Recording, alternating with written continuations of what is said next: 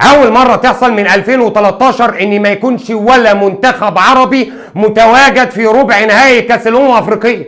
احنا دخلنا البطوله دي كنا 5 بالصلاه على النبي، 5 منتخبات، 2 ودعوا في دور المجموعات و3 ودعوا في 3 ايام متتاليه في دور ال 16. المهم ان احنا ال5 رجعنا وطننا بالسلامه.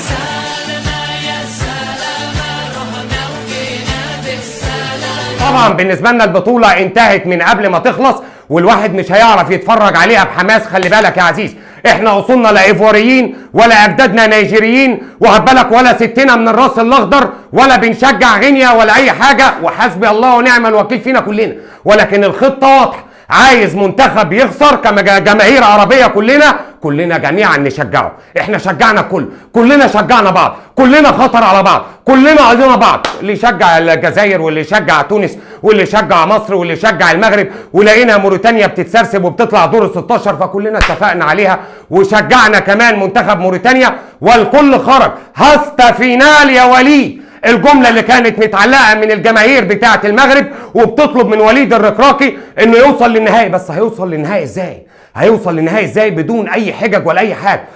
في اخفاق من الفريق المغربي، ولكن النهارده منتخب المغرب واخد بالك واضح جدا انه تاثر بحكيم زياش وسفيان بوفال والراجل اللي اسمه رومان سايس، اللي ما يقدرش يديك 4 أو 3 مباريات متتاليه. عارف ان هو ريح المباراه اللي فاتت، ولكن واضح ان عامل السن واخد بالك فرق جدا مع رومان سايس صاحب ال 34 سنه. فكان على وليد الركراكي انه يختار حد غير رومان سايس اللي كان شايله في باقي الماتشات كلها. هو نايف اقرط. الهدف الاولاني اللي بيتسال عليه رومان سايس، وانا شايف ان كان فيه ضربه جزاء للزلزولي وضربه جزاء على مزراوي. يعني الحمد لله ان الحكم واخد بالك محمود اسماعيل تغاضى عن ضربه الجزاء بتاعت مزراوي. وبمناسبه مزراوي واضح جدا ان هو ما خفش بنسبه 100%. واضح جدا ان مزراوي لسه مصاب، وعندك يحيى عطيه الله وعندك محمد الشيبي واخد بالك. احنا مش بنلوم على اي حاجه ولا بتاع. كمان سليم املاح من بدايه البطوله داخل البطوله دي وتحس ان هو مش في فورمته ولا اي حاجه.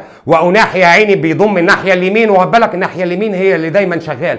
احنا مش فاهم ايه مشكله الناحيه الشمال، ليه سليم املاح ما يضمش، ليه مزراوي ما يضمش. دايما تتفرج على الناحيه اليمين واخد بالك تلاقي امين عدلي وتلاقي اشرف حكيمي وتلاقي أناحي. وبمناسبه امين عدلي، بقاء لله في والدك يا سيدي وكل حاجه، بس انت راجل اناني، خلي بالك، يعني خليها بيناتنا، انت راجل اناني. انت اننت في كوره كانت ممكن ان هي تيجي جون، تيجي هدف. كمان يوسف النصيري، تحس ان يوسف النصيري الارض بتاعه ممنوع، ما بيعرفش يلعب تحت في الارض. انت لازم ترفع ليوسف النصيري، فما فيش حد كان عارف يرفع. يا اخي ده انا شفت اوفر واحد بس هو اللي كان خطر واخد بالك، بتاع سفيان المرابط اللي لعبه الايوب الكعب. وتيجي ضربة جزاء للمنتخب المغربي، والكل بيتحامل على اشرف حكيمي، وعارف ان في ناس هتقعد تقول لك اشرف حكيمي هو سبب ضياعنا، لو كنا جبنا ضربة جزاء كنا لعبنا اشواط اضافيه ومش اشواط اضافيه. اشرف حكيمي من احسن اللعيبه اللي لعبت البطوله دي كلها، مش في المغرب بس، من احسن الباك اليمين اللي لعب في البطوله دي كلها. اذا كان اشرف حكيمي، اذا كان نايف اقرط، اذا كان أناحي.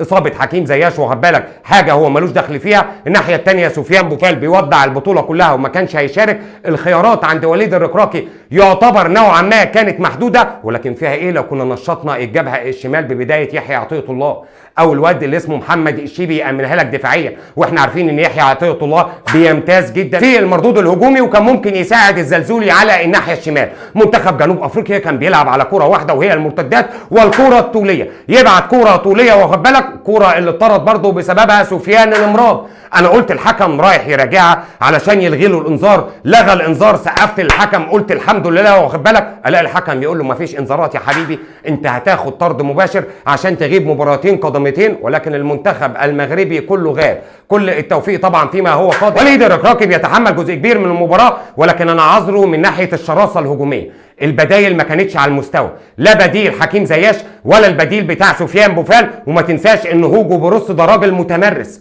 المدرب بتاع جنوب افريقيا واخد بالك، هوجو بروس اللي خد واخد بالك البطوله بتاعت 2017 مع منتخب الكاميرون. وواضح جدا ان هو ماشي بخطوات ثابته مع منتخب جنوب افريقيا اللي هو في الاصل سان داونز، اللي هو ما عندوش غير محترف واحد اوروبي.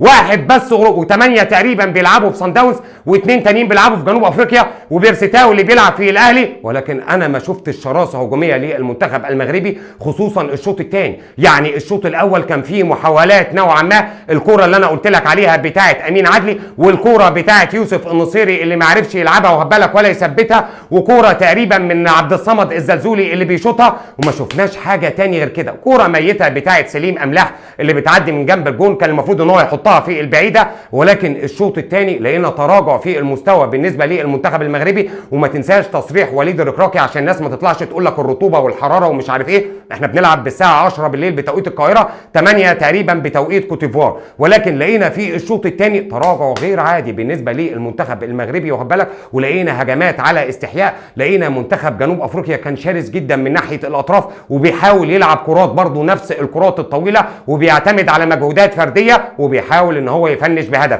والهدف الثاني اللي جه من ركله ثابته ده خلاص بقى، ده تحس ان هو خلاص الواحد والله العظيم كان هيقوم يطفئ التلفزيون ويكسر الريموت ويكسر كل حاجه، وحاجه تسد النفس. كان هو المنتخب العربي الوحيد اللي كان ممكن عليه الامال انه يوصل للنهائي ولا حاجه. والناس عماله تقول لك النهائي ما بين قبل البطوله بقى المغرب والسنغال، لا النهائي ما بين مصر والمغرب، لا النهائي ما بين مصر والجزائر، لا تونس ممكن تصنع المفاجاه واخد بالك وتاخد الكاس. في الاخر يا عزيزي الخمس منتخبات بياخدوا ثواب الجماعه وبيخرجوا كلهم مع بعض.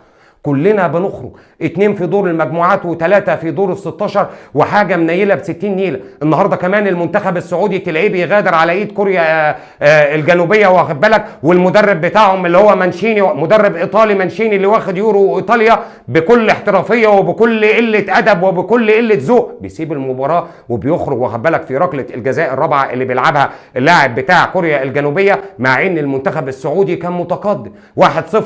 ولكن الحكم في الشوط الثاني حسب 10 دقائق وقت بدل ضيع لحد ما يتعادل المنتخب بتاع كوريا الجنوبيه، وبيتعادل منتخب كوريا الجنوبيه، وبالتالي تغييرات اللهم صل على النبي تسد النفس. عبد الرحمن غريب نزل تقريبا ما عملش اي حاجه صح، كل حاجه غلط عملها. علي البليهي قاعد طول المباراه عمال يدور على الواد سن ومش لاقي شكله، مش عارف فين سن من شكل العيال كلها شبه بعض. واول ما شاف شكله شده من شعره واتخانق معاه ومش عارف وضربه وبتاع. وتلاقي كمان النجعي وتلاقي كمان سالم الدوسري بيطلعه وبيطلع الشهيري وبينزل الرديف، وهجمه تيجي للرديف والرديف يضيعها، والحارس المرمى بتاعه واخد بالك الراجل اللي اسمه احمد الكسار ده اكتر واحد انا زعلت عليه. الراجل شال ولا 50 هجمه من على الخط وفوق الخط وانفرادات ومش عارف ايه، وفي الاخر بتخرج السعوديه وبعدها تحصلها المغرب. وعام كئيب جدا على الكره العربيه اذا كان على الصعيد الافريقي او على الصعيد الاسيوي. وتقريبا كده من هنا ورايح كلنا نروح نشجع كره مائيه.